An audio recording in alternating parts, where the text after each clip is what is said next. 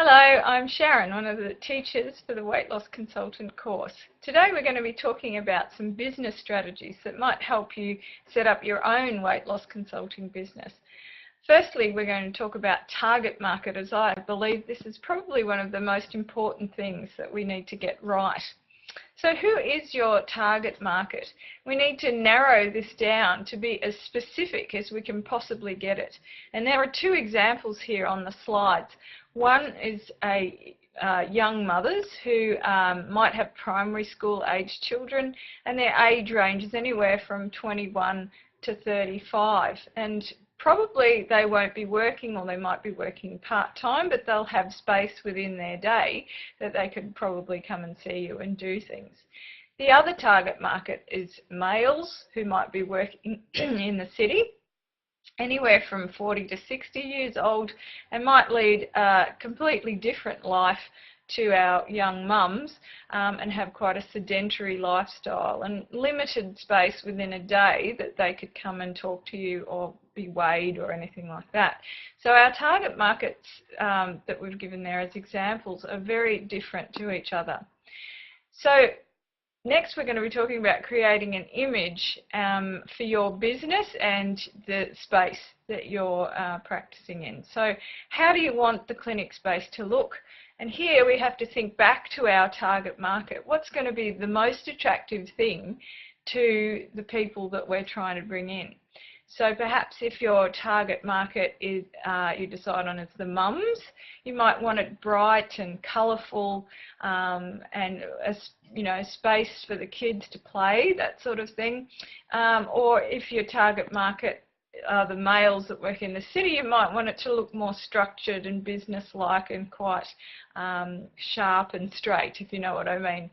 So two very different images that we can portray. Now, we have to carry that image that we're creating right down to specific things that we have in our business. So the stationery that we use needs to be directed towards our target market. So with the mums, we might be using more colours on the stationery and more images and that sort of thing. But with the businessmen, we might want to make it, that business blue colour and quite business looking with lines and sharp sort of looking stuff. So some very different images that we can conjure up for the different target markets.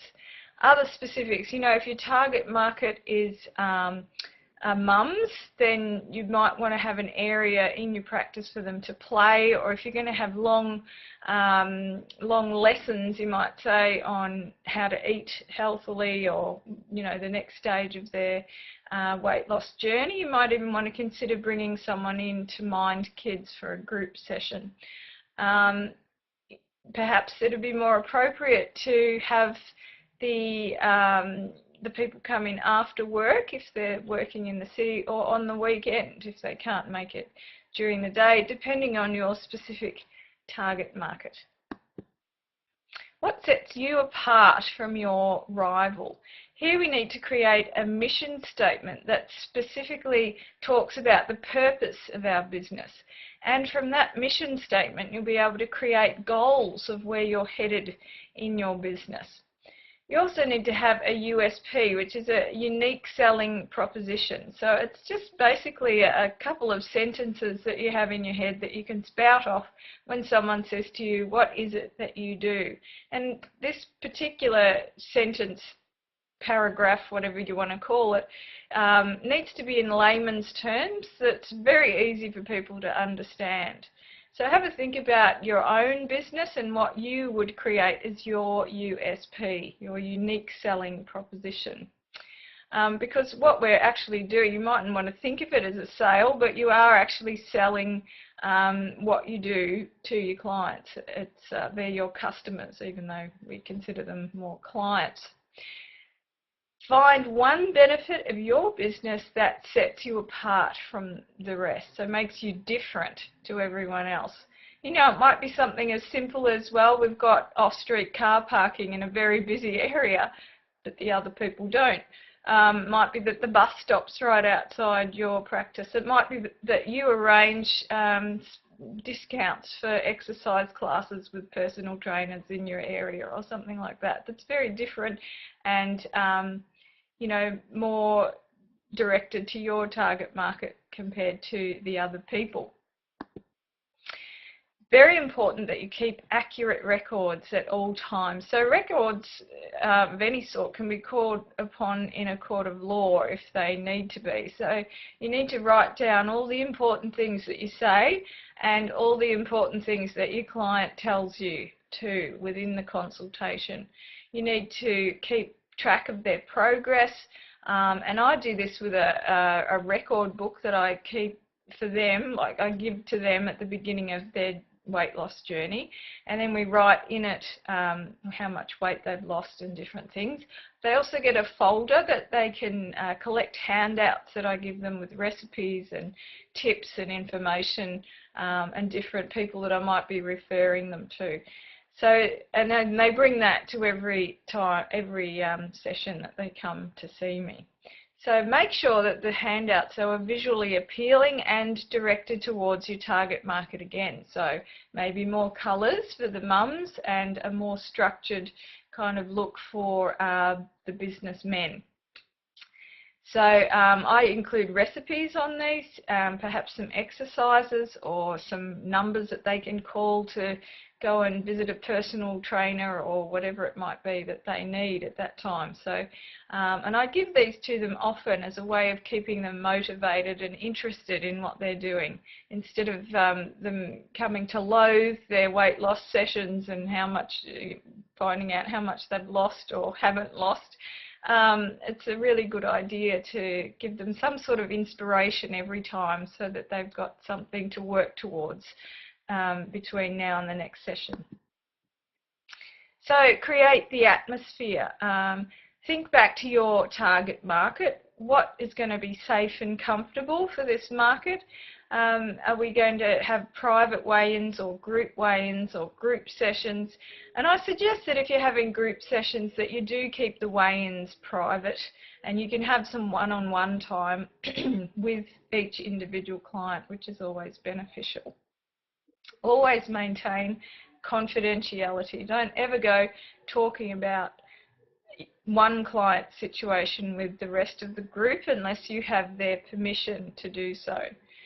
And as I said, have personal time with each client. Makes it more specific to them. So what equipment will you need? Make sure you have reliable measuring equipment. Don't just nick up to Kmart and get the cheapest stuff, because it's not going to be accurate over time. You need it to be reliable, so you need to spend a little bit more. You also need basic things like phone access for them to call you, making appointments and that sort of thing. A computer so you can generate your handouts, maybe keep client records on there as well as a paper copy. And ready printed client handouts and history for the first consultation, etc. Don't be mucking around trying to do all that when the patient's sitting there waiting to see you. And of course you'll need chairs of some sort. Depending on if you're doing group sessions, you might need more chairs than if you're just doing one-on-one sessions. Advertising is very important because it will help you attract the target market that you need, and being specific about where you advertise for your target market is always a good thing too. So looking back at our groups again, the young mums, you might want to advertise in the school newsletter or something that the kids, you know, like the netball club or whatever, advertise with them. But whereas with the businessmen, you know, it might be more appropriate to find some other form of advertising to attract them. Good idea to code your ads too, so that you have a clear idea of where the person has found out for you and what's working with your advertising. So good idea to do that. Have a little number at the bottom of the ad that they need to quote in order for you to track where they're coming from. Have more than one ad circulating at a time. because you know, you want to attack from different angles, you might say, and offer benefits to the customer for referrals. So if they bring a friend, they get something in return for doing that. It might be, you know, a dinner out or something like that, or if they bring in 5 different people, something like that. I'm sure you can think of lots of things. Make connections too, make yourself known with people in the area. So medical centres, you know, make sure that the medical practitioners know who you are, and you know, you find it easy to talk with them about perhaps about seeing new clients. It's always a good idea to get back to a medical practitioner or get your client to make sure that your weight loss regime is approved by their medical practitioner, especially if they're on any kind of medication. I usually suggest that you refer to a dietitian who might be able to, who'd be probably more experienced in that area. And, you know, make yourself known to different practitioners like exercise professionals, personal trainers, people that do Tai Chi and Pilates and groups like that, different naturopaths in the area. Make sure they know you're around, because, you know, often naturopaths don't just do weight loss sort of things. They focus on other specialities, and you might be able to just step in and take some of their weight loss clients in order to free up their time a little bit. Same with any of these other practitioners.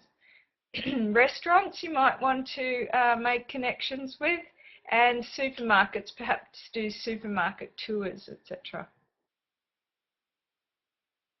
Keeping in contact with your client is very important over time too, whether they're currently seeing you or whether they've seen you in the past. We need to keep our names at the forefront of their mind. So you might think about writing an e-newsletter that you send out once a month or once every couple of months, just to keep them thinking about maintaining their weight after they've lost what they need to.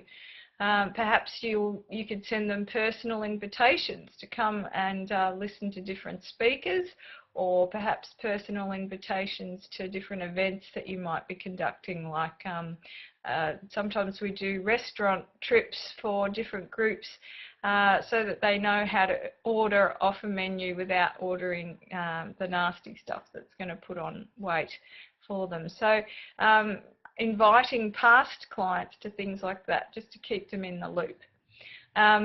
Rewards for introducing new clients, as we've just discussed, and things like cooking demonstrations and different meals that you're going to prepare, or different snacks and that sort of thing that might get them interested to come back and see what you're doing again. Perhaps if they've started to put on a little bit of weight again, they're more likely to come back to you because you're familiar, but they're also going to be more likely to come back to you because you're in the forefront of their mind with your newsletters or whatever it might be.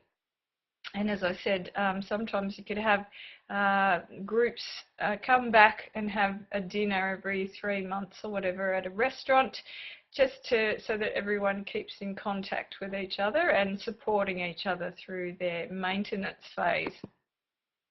And don't forget to work on the business as well as in the business. So you might spend a whole lot of time with your clients, weighing them and making handouts and things like that. But you also have to think about establishing new clients to come and see you, your advertising that you do, any book work that you need to do, keeping really good records and that sort of thing. So there's always other stuff to do for your actual business structure that you need to not forget about and be on top of at all times. So I hope this video has given you a few tips to go away with and think about. Perhaps you'll be able to create a mission statement or your unique selling proposition that you can tell your clients or potential clients to attract more people to come in and see you. If you've got any questions, please direct them towards your particular tutor for this subject. Thank you.